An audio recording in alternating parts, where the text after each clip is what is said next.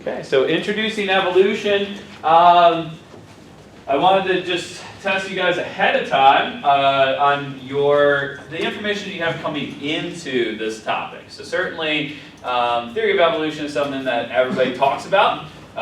It's taught in schools, it's something that people discuss with one another, and it's something that, for the most part, I think people feel like they've got a pretty reasonable understanding of this topic, okay? Just before I go over these answers, like how many of you would say you've got at least half of them right? Okay, so, oh wow, not as much confidence as I'd expect. I mean, I'm looking at people that are like, probably about half the class that they feel like they've got confidence that they've got half right. Who thinks they got them all right? Who's just super confident? Man, that's why, like a couple of you guys are gonna be like, yeah, I've learned this, I know this, there's no problem with this topic. So let's go through it. So the goal of evolution is to create more complex life forms which are better equipped to compete in their environments. I'm just going to ask who said true, so in that way we're like the whole way down. So who said true to that? So we're looking at mostly saying true. All right. So that is wrong for 3 reasons. Okay?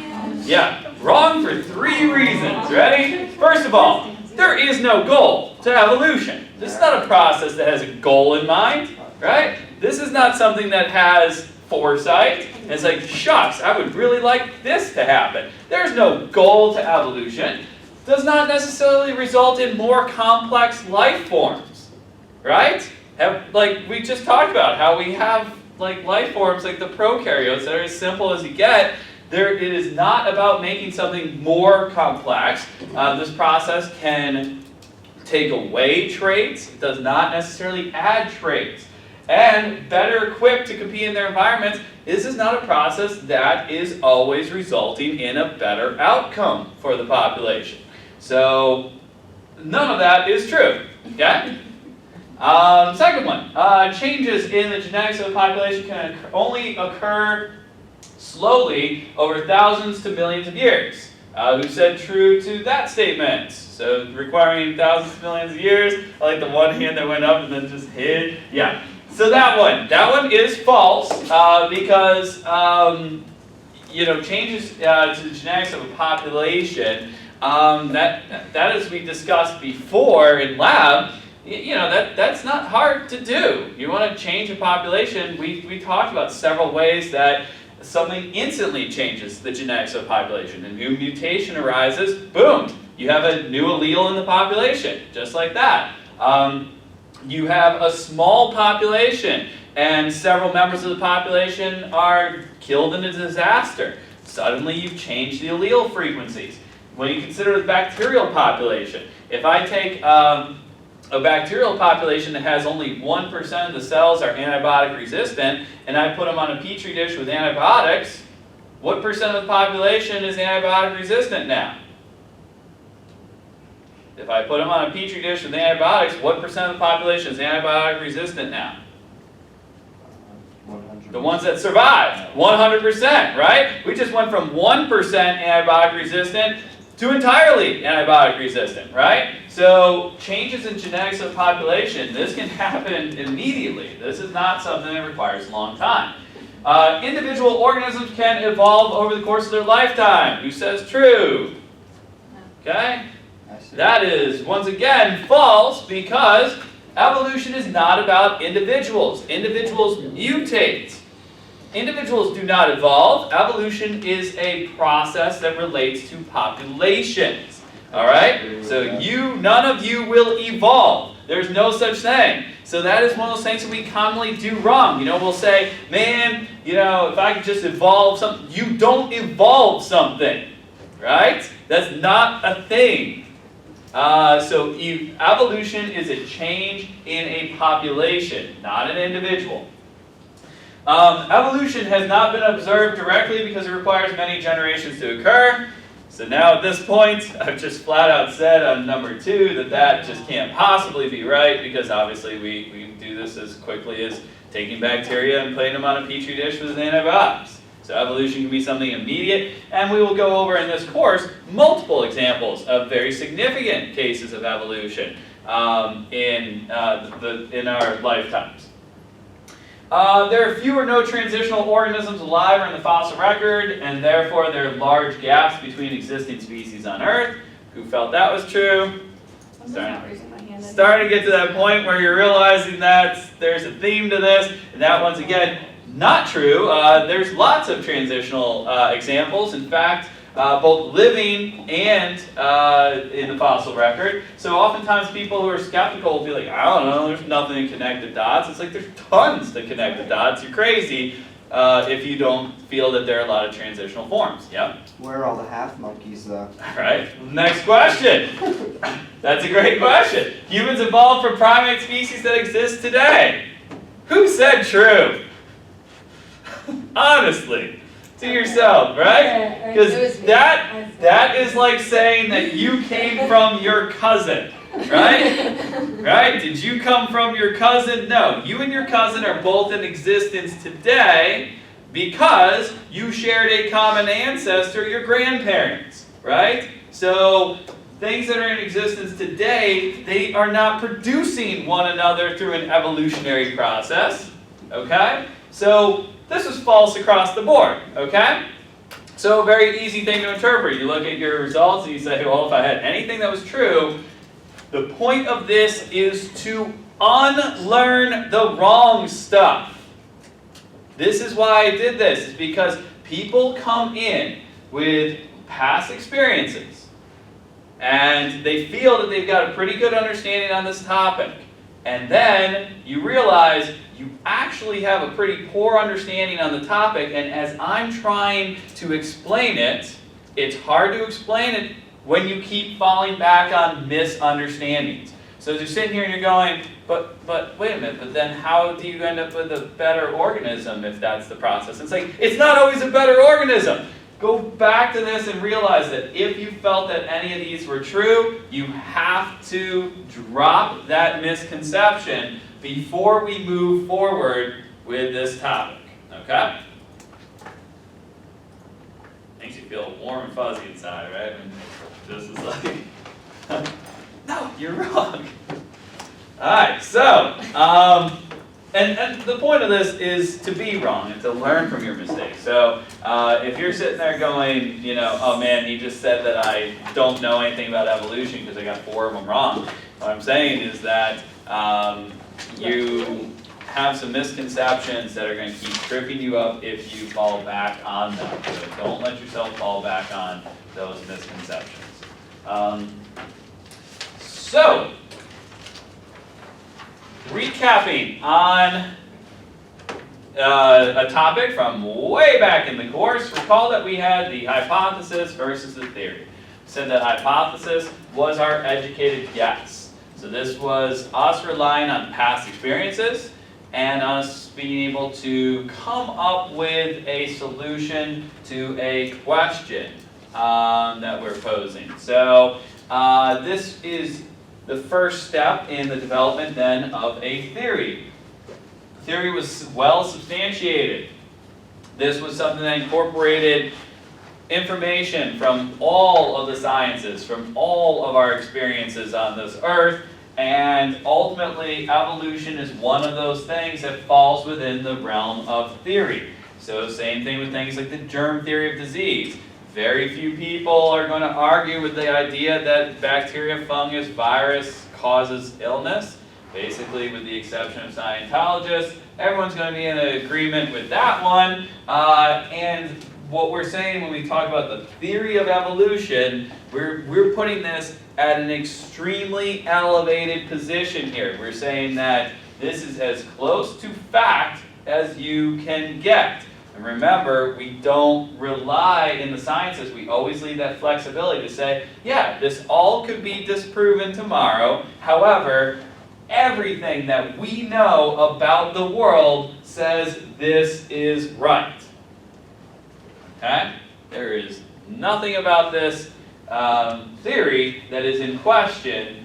However, sciences always leave that little bit of flexibility. So right now, You know, in the sciences, we joke about the flying spaghetti monster, and we say, like, you know, hey, if this, like, entity from outer space shows up and says, hey, like, I actually made everything on Earth the way it is today, we'd be like, whoops, okay, guess we were wrong. You know, the flying spaghetti monster was actually the correct hypothesis, but the reality is everything supports the theory of evolution, and that's why it is deemed a theory. So evolution we see here is a change over time in the characteristics of a population. So going back to one of those questions, an individual does not evolve, a population evolves. So we're saying that there's a change in a population over time. That's all it's saying. That is it. So you can talk to somebody who's like, I just don't believe in the theory of evolution. And you go, do you believe that we're taller now than we used to be back in like the 1400s? And they're like, well, yeah, obviously we're taller. And you go, cool. So you do believe in the theory of evolution. Populations change over time. So this is something that is not making crazy claims beyond something that you know, is acceptable to everybody.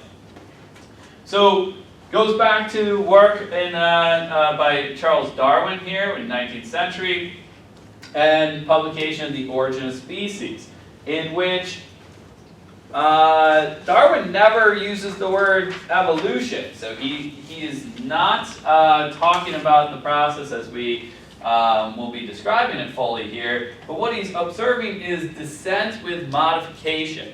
So he's saying that over time, populations change. So descent with modification, that generation after generation we're seeing changes occurring. So he drew this conclusion after looking at the diversity of organisms and also noticing the connections between the modern organisms and ancestral fossil species. Okay? So he put that all together. He said, hey, you know what? Generation after generation, we're seeing some slight changes going on in populations. He was influenced by a study of geology. That's an important part to this. Understanding geology gives you some background in the time frame that we're dealing with the Earth. So understanding that, for example, in contrast to biblical history that would put the Earth at about 6,000 years old, understanding geology puts the Earth at several billion years old. So when you're able to say the Earth is approximately 4 billion years old, now you've got the time for an evolutionary process to create the diversity on Earth. But if it was only 6,000 years old, then yeah, definitely there's no way that evolution would account for the diversity of life that we have today. But understanding that you have enough time allows for this evolutionary process to account for the life we see today. Study of fossils allowed for the connection of extinct life forms to modern life forms, and then the relationship of those life forms in the strata, so at the different levels of the Earth, gives you a sequence, a time frame for this evolutionary process. So we see that the further down in the Earth you go, the deeper strata, the fossils in the deeper strata have characteristics that are less like the organisms that we see today. The organisms that we see today are more closely related to the organisms that we find in the superficial strata. So this helps make sense that we have a process of gradual change from one organism to another, with the most recent organisms being more closely related to those we see today. So, this idea that organisms were changing was not entirely new. We see here that even though the general society clung to concepts of the Old Testament, that would suggest that all life forms were created exactly as they are today by a divine being that has this greater purpose of making all things just right. So the idea that things would change would be suggesting that they weren't perfect to begin with. That's like the general society. But we have individuals like Lamarck who are observing that no, it's pretty reasonable to assume that organisms over time will develop gradual changes. Where Lamarck's hypothesis goes astray is that he believed that the characteristics that an organism acquires over their lifespan, that those characteristics could be passed on to future generations. So acquired traits being passed on. Okay? So the scenario here, and I'd like to give you a human example and maybe see how silly this is. That would be like me saying, okay, I want my child to be big and strong and play in the NFL, so I'm going to go to the gym, I'm going to get ripped, then I'm going to go have a kid. And so that kid now is going to naturally be on a path to become big and strong because I became big and strong. Right? Now you can see how that might be something you could think about at first, something you might hypothesize, because how many people know somebody who, like, the father is a gym rat, absolutely big, muscular guy, and then his sons are gym rats, big and muscular too. I mean, you guys have probably seen examples of that where, you might look at that and say, oh, the sons are big and strong because the dad was big and strong. The dad acquired these traits and then passed them on. But that's not accurate. So an acquired trait is not something that you pass on. An animal example that relates to Lamarck's concept here is this hypothesis here that, well, maybe giraffes have really long necks because generation after generation, the shorter giraffes were reaching up for food, and over time, the more they reached, the more they passed on a trait of an elongated neck to the next generation. So once again, that concept of an acquired trait. The more you reached your neck, the more your neck elongated, and then you gave your kids a longer neck. That is not a genetic trait, that is an acquired trait, and that it would not be something that would be explaining the biodiversity that we see today. Okay? So it's not about acquired traits being passed on. So a little background on Darwin's work. So Darwin traveled all over the place. We see the HMS Beagle and its trip around the world here. And one of the places that was very influential is when Darwin visited the Galapagos Islands. And there he found quite a bit of information that he applied to his understanding of this idea of descent with modification. So he studied the biodiversity. So that's really what this is all about, is the fact that he kind of just got a taste for all the stuff in the world. Biodiversity. And he realized that as he went around the world, even though he saw all of this diversity, he also kind of noticed that, wow, they sure have a lot in common too. How many mammal species have 6 legs? Geez, mammal species just all seem to have like 4 legs, right? Or 4 appendages. So you start to realize that even though there's a lot of diversity, everything still seems to be following a certain model that would suggest that they're all related. So he noted both similarities and differences between organisms, and he also related that to extinct organisms. So not just the organisms that he was able to observe himself, but the ones that had gone extinct in the fossil record, showing that not only are the current organisms very similar to one another, but they were even similar to organisms of the past. So that's one thing. That just to be able to say, hey, you know what? I've gone around the world and I can tell you that everything seems to be very similar. But then you add to this the adaptation as an important part of this theory, and that is that he noted that plant and animal species seem to be really well suited for their environments. So there wasn't a randomness about organisms. They just seem to all just fit in really well with their environment. You know, the adaptations that we've talked about before. So when we talk about things like photosynthesis, and we said, well, you know, where do you find pine trees? You find them up north, where the needles preserve water.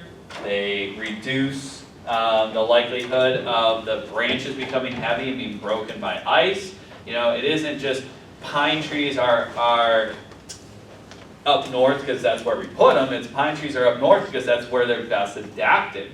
And they don't compete well if you put them down in the tropical rainforest. Because in the tropical rainforest, the plants with the larger leaves are better adapted. So that's going to be one important point there, is that adaptation, organisms oftentimes really will have these features that help them fit into their environment and thrive based upon these traits. So things like a polar bear being white, you know, it's not a coincidence that it's white. It gives it an advantage. The giraffe having a long neck gives it an advantage in a world where the other herbivores are shorter than it. It has a food source that no other herbivore has. So adaptation being a little bit better suited for your environment. That being said, not always better suited. I mean, there's that scenario too. The poor kiwi bird. Okay. This one goes back to that first question, right? You know, does it always make a better organism? Well, not necessarily. Sometimes you end up with a kiwi. But they're so cute. Are they though? Couldn't you see the kiwi has an advantage though? Oh yeah. Well, no. Everything has the fact that anything is in existence right now means that to some degree it's better suited for its environment. That being said, we see that you know, once you take an organism out of its environment and you put it somewhere else, and you introduce this new competition, you realize that one advantage is that in many cases you don't have the competition. So and so you realize, like, you know, the life forms are doing pretty well for themselves until you introduce the Burmese python to the Everglades, and then all of a sudden it's like, oh no, now everything's just food. Yeah. You know, and so so this isn't to say that everything is better as a result of it, because every organism is fitting within its environment right now. You do something to change that environment, and that includes adding competition, and suddenly you realize you were awesome yesterday and you're awful today. Yeah. And currently I think the hot topic is koalas. There's been a huge amount of wildfires, and it's destroyed about 80% of koala habitats, and you know, they're being described as like functionally extinct, that basically their population is so badly damaged right now that they basically likely won't recover from this. And so, you know, it gives you an idea of like, okay, well, you know, 5 years ago, we weren't necessarily talking about them having, you know, difficulty in their environment, and then suddenly we see a change in the environment, and we realize, you know, yeah, you were adapted here and now, but not tomorrow, not with what comes the next day. So, and that goes back to evolution not having a goal. You know, you don't know that, you know, like that you need to be prepared for an environment that might burn, you know. So, what Darwin notices with the Galapagos Islands, that as he's able to go from island to island, he's able to observe these populations that basically they would have come from the same ancestral species. You would have had this population of birds, these finch, from the mainland that would have populated those islands, but now once they've populated those islands, they've had an opportunity to basically be secluded from one another. They've had an opportunity to inhabit their own environment, separate from one another, and go down different evolutionary paths. So we noted that these finches, even though they were all finches, even though they had mostly similarities to one another, they had these significant differences. You had those that preyed on insects, seeds, cactus, and they they showed the accumulation of these differences, once again, the result of descent with modification. And over time, populations change. So he hypothesized that the finches descended from a single ancestor, that it wasn't each one of these islands was given its own bird population. It was a bird population from the mainland, traveled over there, and that population changed over time to give us the 3 species we see there. So, what he concludes, what his observations contributed to our understanding of the world, that members of a population often vary greatly in their traits. Everyone agree with that? Do members of a population vary greatly in their traits? Would anyone disagree with that right now? I mean, look at the room, right? Like right now, there's huge diversity within a population, okay? Then, some traits are inherited from parents to offspring. Everyone agree with that? All right, that's simple genetics. We did a whole chapter on inheritance. Then, species produce more offspring than the environment can support, therefore many do not survive. Does everyone agree with that? Right? I mean, that's a really straightforward observation. You know, frogs lay like 1,000 eggs, you know, with the goal of having 1 or 2 of them becoming adults, right? So you produce more offspring than you can ever possibly support. And finally, individuals compete with one another for limited resources. Once again, everyone agree with that, right? I mean, very straightforward observation. So the basis of Darwin's work is really nothing that can be debated. This is just the world we live in, that of course these 4 observations are true. We see this every day. So from that, from those 4 observations, he infers the following. Some individuals may have inherited traits that make them more likely to survive and reproduce in a given environment. Once again, kind of not really debatable that some of those inherited traits, some individuals are going to be better as a result of particular traits, and some individuals will not be as well. So those that are better tend to leave more offspring than other individuals. So if you're more likely to survive, you're also more likely to reproduce more. Okay? And only individuals with adaptive traits live long enough to have kids. Right? So if you have a trait, if you have, let's say, a mutation, that mutation, if it helps you, gives you a better chance of living long enough to have offspring, and if it hurts you, it prevents you from having offspring. As a result of that, those favorable traits are more likely to accumulate in the population. So as you have better traits, those traits are more likely to increase in the population. And finally, according to Darwin, we see the more closely related 2 different organisms are, the more recently they shared a common ancestor. So in that case, You know, you look at siblings and you go, well, the two siblings look really a lot alike, so they must be more closely related.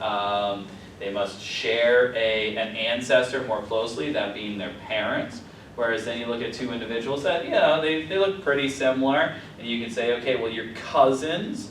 You know, you have a lot of similarities, but you're not exactly alike, and so you share a common ancestor, and that is your grandparents. The same for life forms.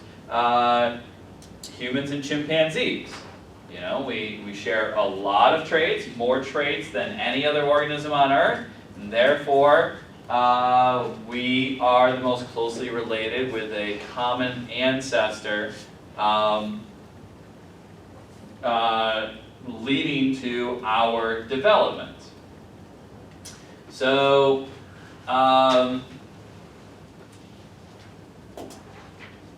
so another thing that Darwin's working with is an important point going back to when people are kind of questioning, like, well, I don't know, I don't feel like committing to saying I believe in evolution like it's a belief system.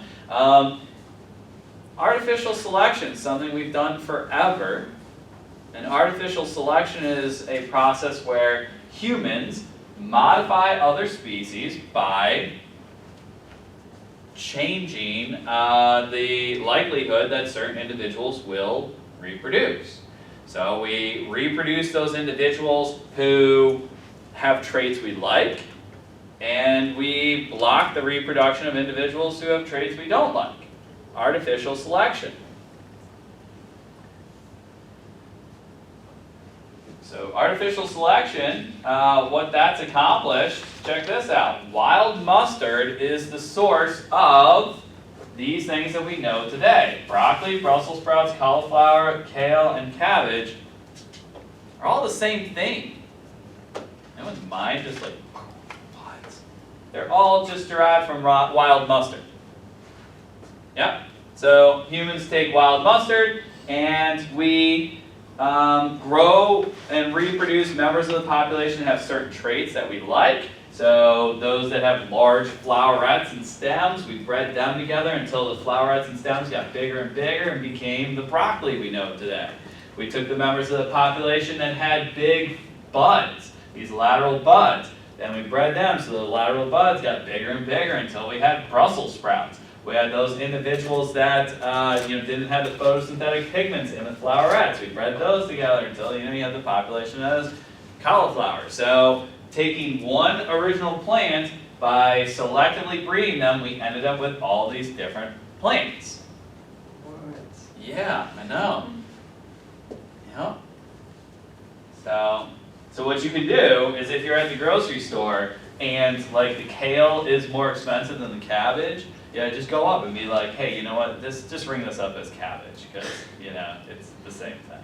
It's all from wild mustard. Then I got questions, you gotta have notes. Yeah, then you take out the notes. Now you have a video to support you, so just get YouTube out and be like, look, this dude's gonna explain it. All right.